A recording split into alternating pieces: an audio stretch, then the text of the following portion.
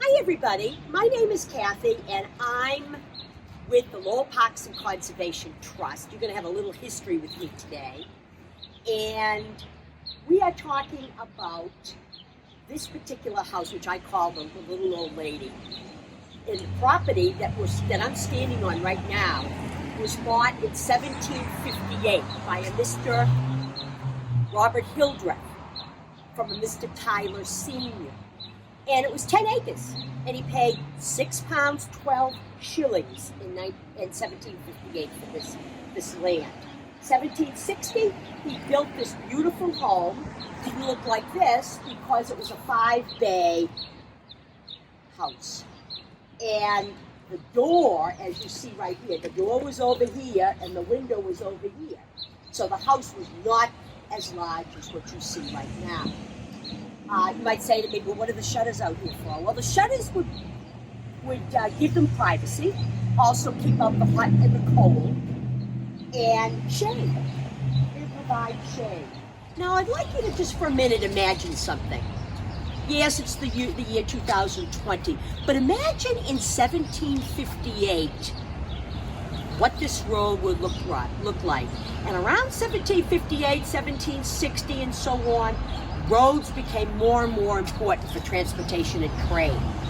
And this particular road, if you're coming in right down this way, it would lead eventually to where the Concord River and the Merrimack River join to a street called Salem Street.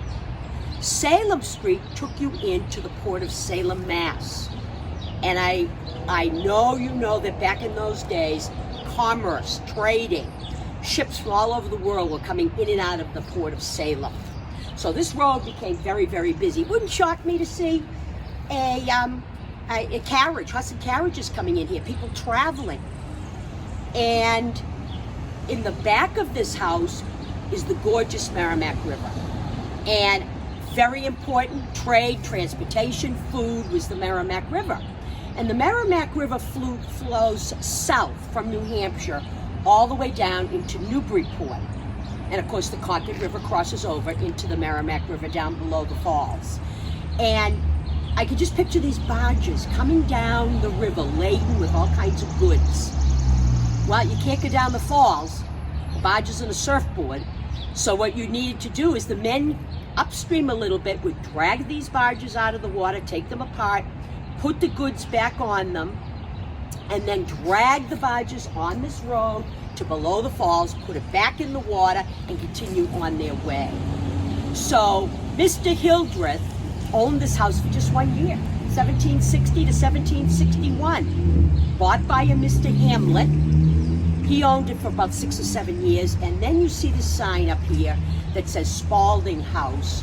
It was named for Mr. Spalding and his family because they owned it the longest. But in 1768, it became known as the Moses Davis Inn.